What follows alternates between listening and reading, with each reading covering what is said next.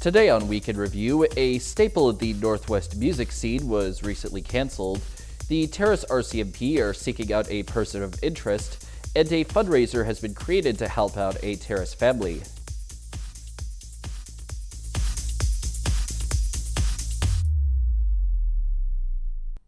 Hello, I'm Cael Maslin, and thank you for joining us here on Week in Review, where we cover all of the news here in the Northwest from this past week or so. We look to a staple in the Northwest music scene to start, which will not be a part of summer festivities this year. Damian Smith of CFTK-TV has more on why the Kispiox Valley Music Festival will not be running in 2025. Well, it was announced yesterday that the Kispiox Music Festival will be put on pause for the summer of 2025, with the board wanting to address capacity issues through online sales. Moving to online sales for the festival will address the capacity and let us limit the amount of people who are going to be on site. But this is a huge change. We've always had gate sales, and with the gate sales, you don't really know how many people are going to show up until they come to the gate. Hosted in the last weekend of July every year, this festival had its most successful year in 2024 with close to 3,000 people in attendance. Ramsey notes that with trailers, campers, and parking on and off-site, they were merely just running out of space. We didn't feel we had enough time to implement that change between now and this July. And so the decision was made to pause the festival and also take the opportunity to improve other infrastructure. So creating a parking and camping plan, recruiting a membership, having a membership and having volunteers and people from the community that have ideas. However, the board does not want this year to be looked as a cancellation and more of a pause for the moment, and they felt as though July was going to be too early for this year's festivities and will now look to make improvements to their constitution and how they can expand through the Northwest. There gets to a point where you grow so much and it changes the flavor of the festival. And so I think this is an opportunity for us to look at that and make some changes. That isn't necessarily the way we want to go. We don't want to be the biggest and we don't want to grow. We can't grow. We can't grow anymore. We just don't have the infrastructure for it. But part of the magic of the festival is the fact that it isn't really big. Now, in the summer of 2014, Ramsey went to the Kispiox Music Festival for the first time and saw around 1,600 to 1,800 people in attendance. And while they don't have an estimate on what they want in terms of how many people they want for next year, they do not want it to be at around 3,000. From CFTK-TV, I'm Damian Smith. Earlier this week, the Terrace RCMP posted on their website that they are currently seeking the public's help in their search for a person of interest.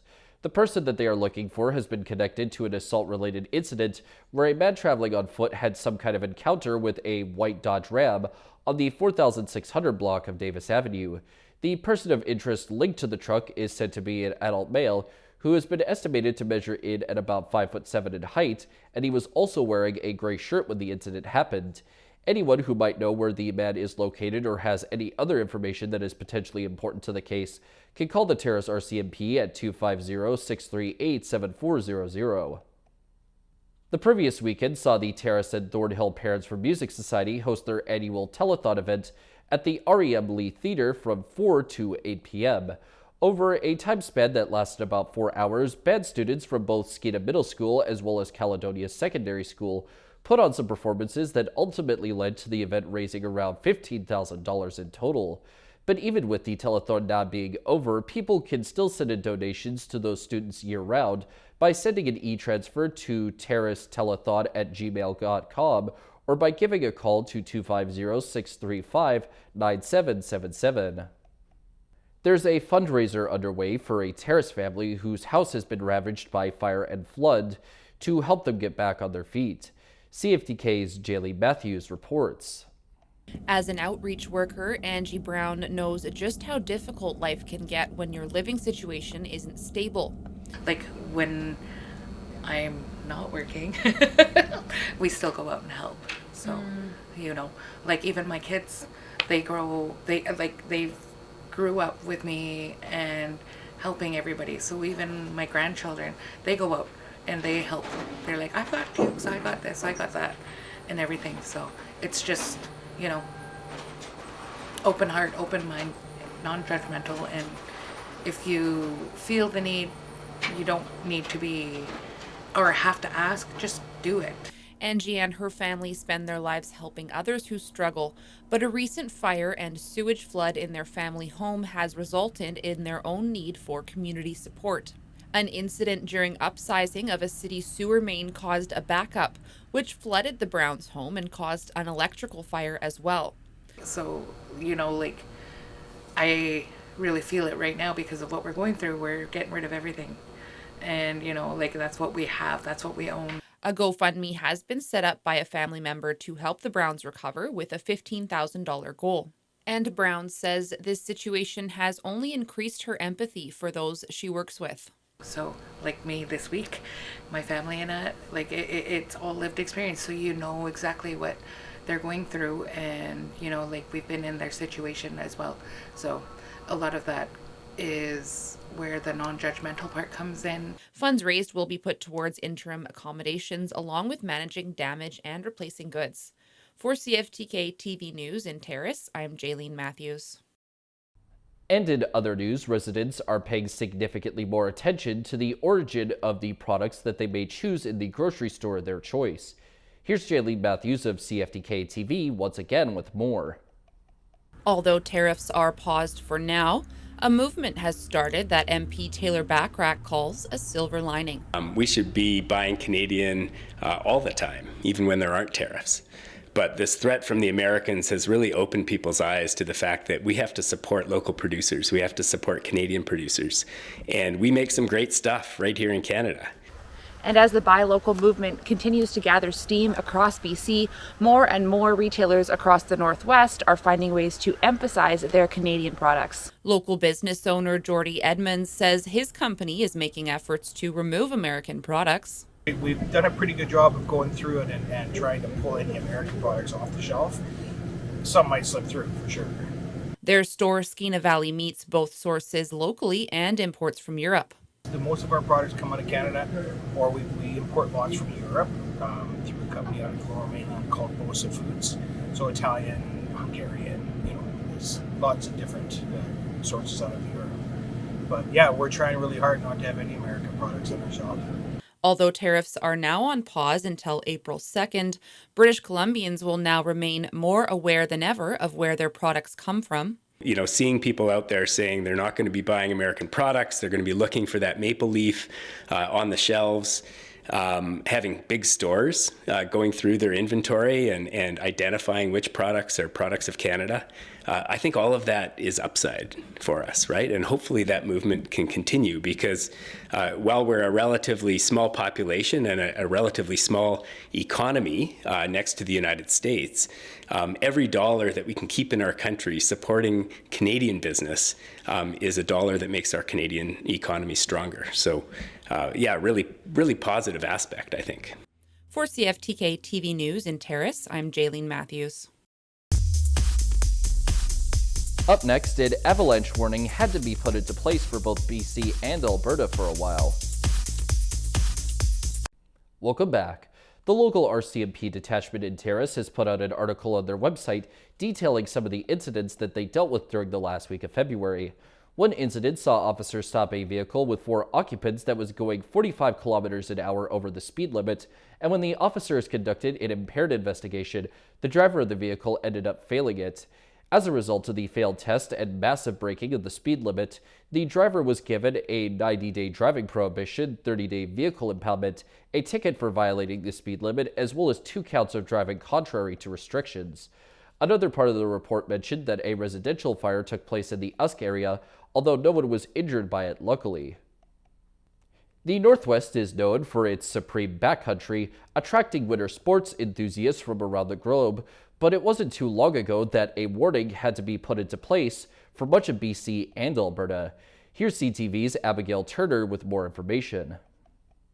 Unstable snowpack and a weekend of warm weather has Avalanche Canada issuing a warning for backcountry enthusiasts. Heading into this weekend, we're expecting high avalanche danger. It's a message this backcountry ski guide is paying close attention to. In this case, everything's getting dialed right back. So people are sticking to more simple terrain where you're minimizing your exposure to avalanches, or you're in non-avalanche terrain at all. Avalanche Canada's warning is for regions in both BC and Alberta due to an unstable layer of snow that's sitting on a weaker layer that developed during dry weather earlier this year. This problem is particularly challenging because it's deeply buried in the snowpack. In the coastal mountains, it's roughly 50 to 100 centimeters deep. And so it's hard to see clues of instability under your feet. And it's not just the backcountry affected by the instability. Whistler Blackcomb posted on social media that it's closed these runs due to the danger as well. I want to be clear that we're not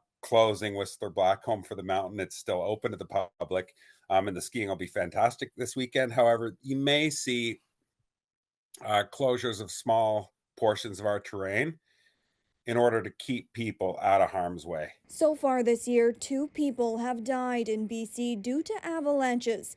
And with a warm weekend ahead, experts are urging caution for those looking to get outdoors. You should not be going out in the backcountry if you don't have the training, the equipment, and a group of people to go to that are on the same page. And, we strongly recommend at this point with these kind of conditions to hire a professional guide to go out. The avalanche warnings are expected to be in place until Monday. Backcountry users are being urged to check Avalanche Canada's forecast each day before heading out in the terrain. Abigail Turner, CTV News, Vancouver. As the weather has become warmer, more people in Terrace have gotten outside to enjoy the nice conditions. However, one park in the area perhaps wasn't completely prepared for the sudden influx of people. Here's Cael Maslin of CFTK-TV once again. The second beautiful day in a row and a park full of people. 2 surefire signs that spring is coming.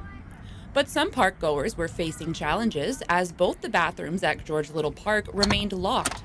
The further washrooms located near the farmers market also remained locked. The city spent $395,000 of grants and funds last year on installing the George Little Park expansion, which included the new bathrooms located next to the park. CFTK News witnessed at least 4 people try to use the bathroom in the 45 minutes we were at the park. A new sign says the park is open from 6 a.m. to 11 p.m. We reached out to the city asking why the bathrooms weren't open on such a busy day. They responded that it's seasonal and will provide more details soon. For CFTK-TV News in Terrace, I'm Cael Maslin. The Kitimat RCMP put out their latest report on events that they had encountered during the waiting days of February. A Kitimat resident came into the local detachment one day with a package that they were concerned over since they did not order it. The package also had the resident's proper information on it, which they said that they had not given out to anyone recently. An investigating officer ended up slowly opening the package and found that it was sent by one of the utility providers of the resident, which relieved the resident of their worries. LNG Canada recently announced on their website that they will be taking in a liquefied natural gas cargo delivery in the earlier part of April, with said delivery going to the company's marine terminal in Kitimat. The reason for the delivery heading to the terminal in northwestern BC is so that it can be equipment tested, and it has been touted as critical to LNG's safe startup and commissioning process.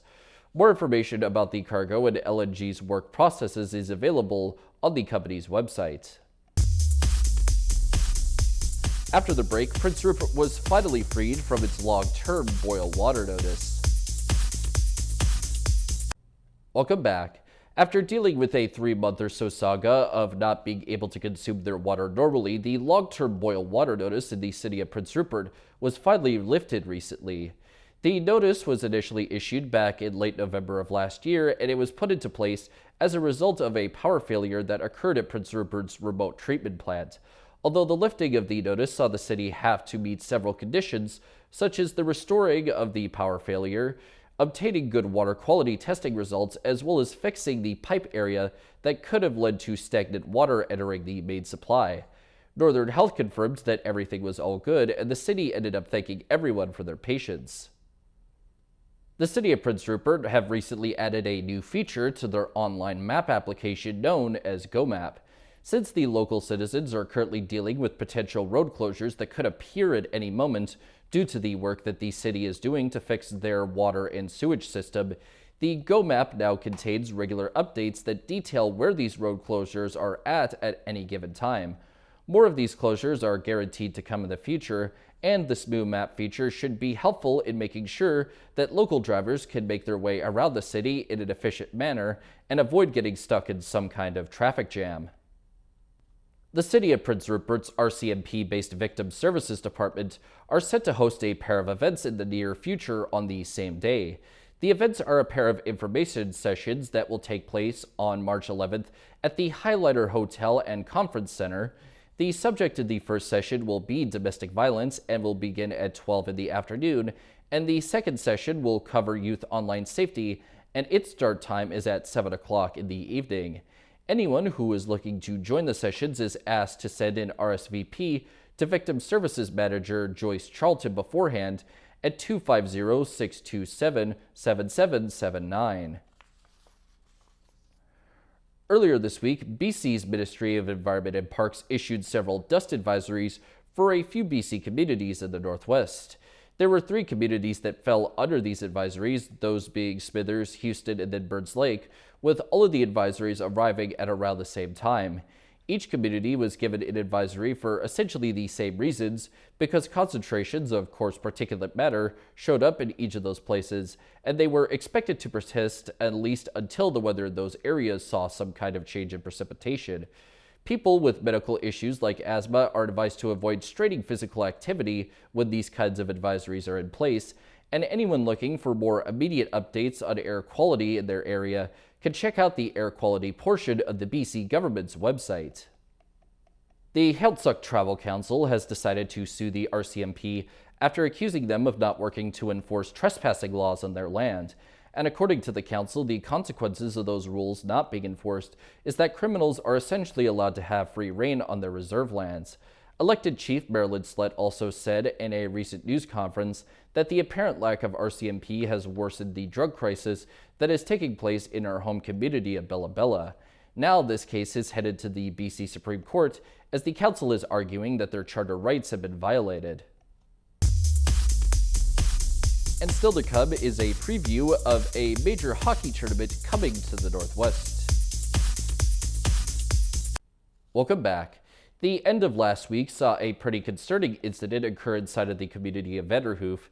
The incident in question happened when the local RCMP got word that the post office had been getting a few different packages containing an unidentified powder that was deemed as suspicious. As a result of the mysterious nature of the packages and their contents, the post office ended up being closed to the public for a bit, and it had to be evacuated while the police investigated the meaning of these packages further. This investigation is said to still be ongoing, and while no other details are currently available, more information could come out at a later date. And while the National Hockey League playoffs are still a ways away from now, those craving playoff hockey in BC can look to a local league for such actions where things are really heating up. This past weekend saw both conference final series in the Central Interior Hockey League playoffs come down to the wire in a multitude of games that were tightly contested for the most part. In the Eastern Conference Final, the Quesnel Kangaroos beat the Williams Lake Stampeders 4-3 on Saturday to force a winner-take-all Game 3 before they once again pulled out a 7-4 win on Sunday to advance and pull off the series comeback. And in the Western Conference Final, the Hazelton Wolverines also managed to force a Game 3 in their battle with the Terrace River Kings by just barely pulling out a 3-2 Game 2 win. But the River Kings managed to rebound to win Game 3 narrowly 4-3 and survive the series. The River Kings are close to achieving their goal of repeating as CIHL champs, as they now get set to face off against the Kangaroos in the final, with Game 1 taking place this upcoming Saturday in Quesnel. For CFTK-TV News, I'm Cael Maslin. From March 25th to 29th, a yearly major hockey event in BC that has existed for over a century will be taking place in Prince Rupert for its 2025 edition. Later this month, the annual tournament to crown BC Hockey's senior male AA champion is set to be held in Northwest BC towards the end of this month. Prince Rupert is set to serve as the host of the Koi Cup tourney this year, and when talking more about it, Prince Rupert Mayor Herb Pont made sure that credit for making the city the host went to the proper parties. It is 100% the Rampage and the volunteers and the organizers around that. I know that's something they've been dreaming of for a long time, working towards, and they're going to do an amazing job. It's going to be a great event here in Prince Rupert, and I think the teams that come to play here are going to be blown away. The games will be played at the Jim Saccone Civic Center in a round-robin style format, with the participants of the tournament set to include the CIHL champion, the NPHL champion, the team representing the host city, and one other qualifier from somewhere in BC or potentially even the Yukon. Right now, the Prince Rupert Rampage are the only confirmed participants, and in the Northwest, the Central Interior League playoffs are down to the Terrace River Kings and Quesnel Kangaroos, so either the River Kings will get the chance to defend their Koi Cup title if they successfully defend their CIHL title, or the Kangaroos can potentially add to their already extensive collection of Koi Cup wins, something they have done 12 times before. For CFTK-TV News, I'm Cael Maslin. The cruise ship industry is currently treating their relationship with the United States as business as usual for now, and CTV's Isabella Zavarisi headed on down to the Vancouver port in order to check in on how the customers were doing. On a trip with their family, just off the ship, two teenagers, both from Florida, both excited to sample all things Canada. My family's going to spend the night here. We're going to go to the hockey game tonight. Tim Hortons. Okay, I think you need to try the ice cap when you go. Okay. And the Timbits? Yeah, I'll try that too. While these Americans are embracing their neighbors to the north, this Canadian couple from Ontario is taking a different stance. They canceled a cruise to Alaska in May at a loss. It was significant money, but we thought it was the right thing to do as a Canadian. U.S. tariffs and a declining Canadian dollar, the Vancouver Fraser Port Authority says it's business as usual amidst a trade war. The feedback that we're receiving from our cruise line partners, as well as just industry in general, is that there has been no significant impact, positive or negative, on cruise bookings for 2025, as most of these bookings were made last year. That's not how this travel agency sees it. A lot of our experts are getting cancellations for cruises. Right now, it's cruise expedition season opens, and Canadians are now canceling their Alaska cruises. So I'm really not sure what's going to happen. This is such a fluid situation. We've never seen anything like this. Despite that uncertainty, cruise ship season hopes to welcome 1.2 million passengers and is expected to inject over $1 billion into the local economy. I got here at 20 to 9. And in the first hour we had about 40 people in here, and at this time of the year it's very quiet. We'd normally get 5 or 6 maybe. A unique travel season to say the least, as families here and across the border make sense of what's coming next. Isabella Zavarisi, CTV News, Vancouver. That wraps up this edition of Week in Review. Make sure to tune in to our regular newscast on Monday at 5, 6, and 11 o'clock here on CFTK-TV. Thank you very much for tuning in, and have a good weekend.